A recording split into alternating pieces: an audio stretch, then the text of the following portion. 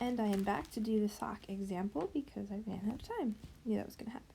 So 2 socks are drawn from a drawer which contains 1 red sock, 3 blue socks,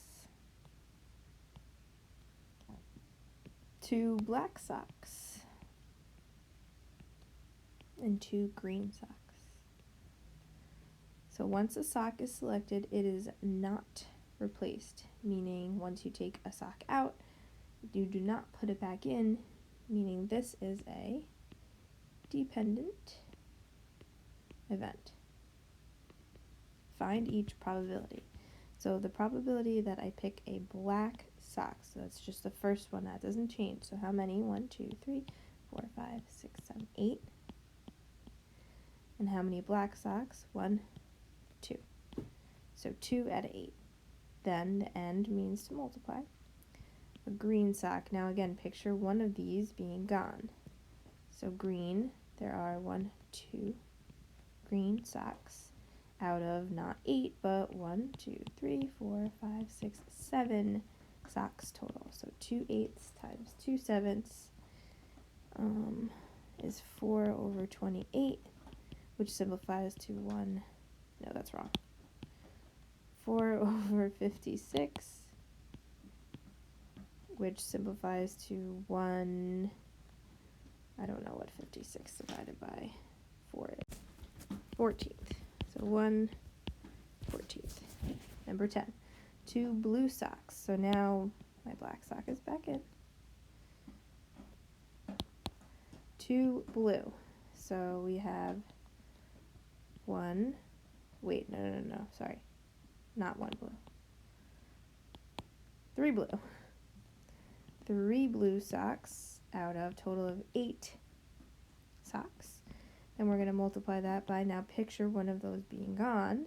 We only have 2 blue socks and now 7 socks total. So 6 out of 56, which we know divide by 3, 56 divided by,